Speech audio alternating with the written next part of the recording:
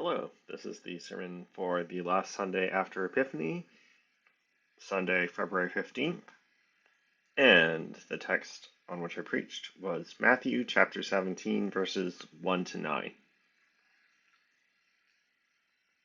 Today's story from Matthew's Gospel is the story of the Transfiguration of Jesus, which is a revelation of the divine glory that Jesus possesses. And just as a voice from heaven, meaning the voice of God, spoke at Jesus' baptism, saying, "This is my Son, the Beloved, with whom I am well pleased." This time, at Jesus' transfiguration, a voice speaks from the cloud that envelops the mountain, once again to be understood as the voice of God, which says what is in the original Greek the exact same thing. "This is my Son, the Beloved. With him I am well pleased." There are, however, two important differences between what God says at Jesus' baptism and what God says at his transfiguration. The first is the audience of God's declaration.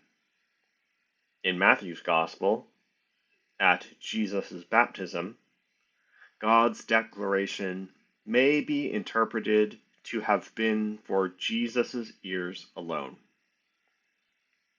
That is, only Jesus hears the acknowledgement that he is God's beloved Son when he is baptized. By contrast, at Jesus' transfiguration, God publicly declares Jesus to be God's beloved Son in front of eyewitnesses, namely Peter, James, and John. Jesus' divine sonship is now made public. The other difference is that at Jesus' transfiguration, in addition to calling Jesus the beloved Son, God also says to Peter, James, and John, "Listen to him." This command is particularly significant in Matthew's Gospel, which emphasizes Jesus' ministry of teaching. God is openly affirming Jesus as an authoritative teacher.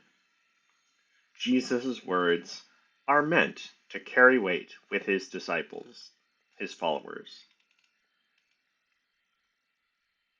When tragedies like the mass shooting in Tumbler Ridge, BC last week happen, that is the time when Christians should take special care to listen to Jesus, rather than lay blame or, worse, demonize members of marginalized communities.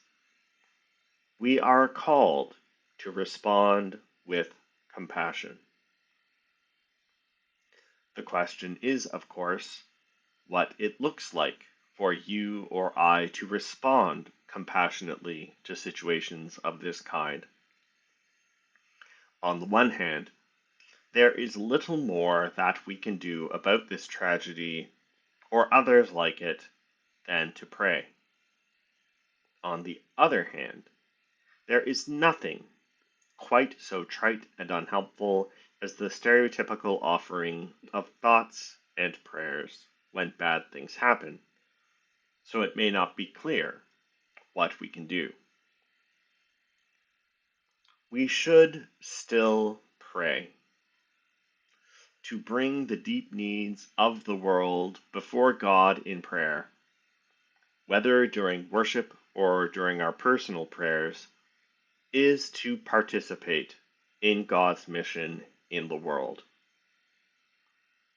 And while we may not have the power to make the changes to society happen that are needed to prevent tragedies of this kind, we can advocate that those who do have such power make the necessary changes.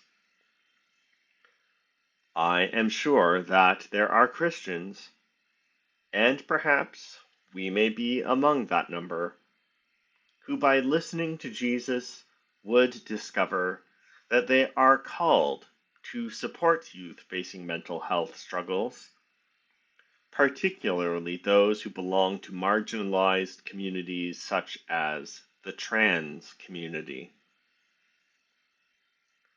Fred Rogers of Mr. Rogers' Neighborhood fame once shared that, as a child, he would question where God was when disasters happened.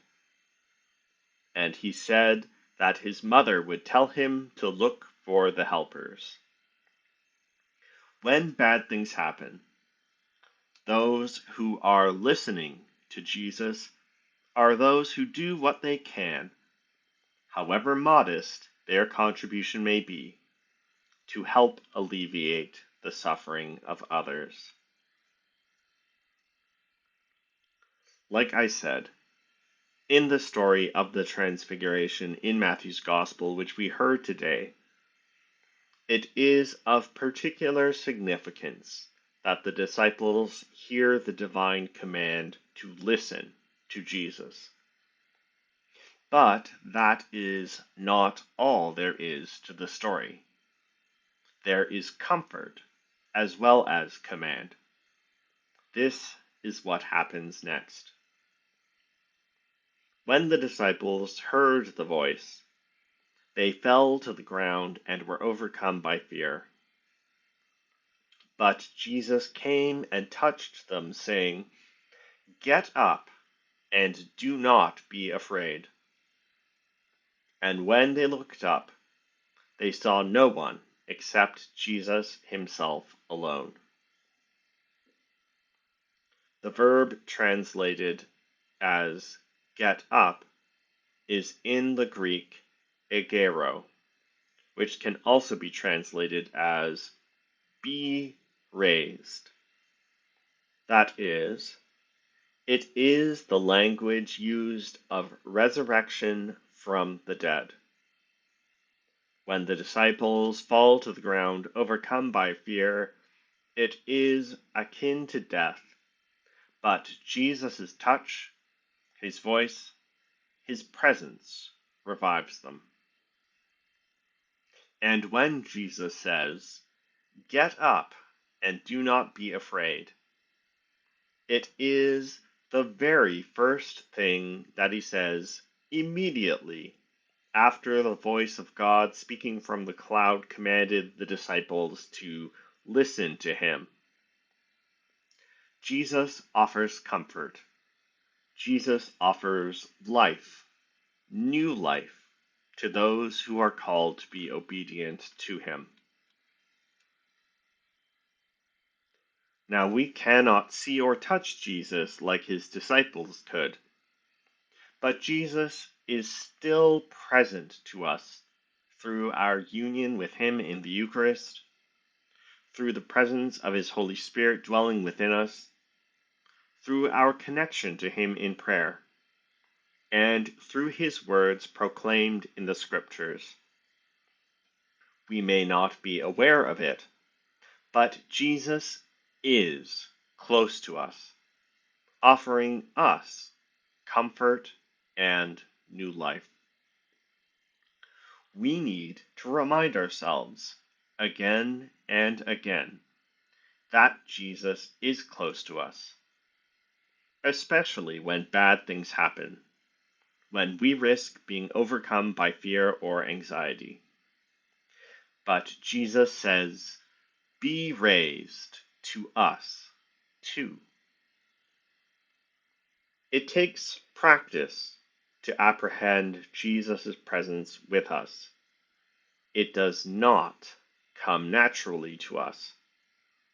And this is one of the reasons why it is important for Christians to be part of a worshiping community and gather with others week after week. Worship is an accessible way of feeling Jesus' presence among us. For the more we are able to discern Jesus' presence in our midst, the more we will be encouraged and strengthened by the comfort he offers, in turn enabling us to be obedient to his call to us. For it is when we have been raised from death by Jesus' touch that we have the power to listen to him.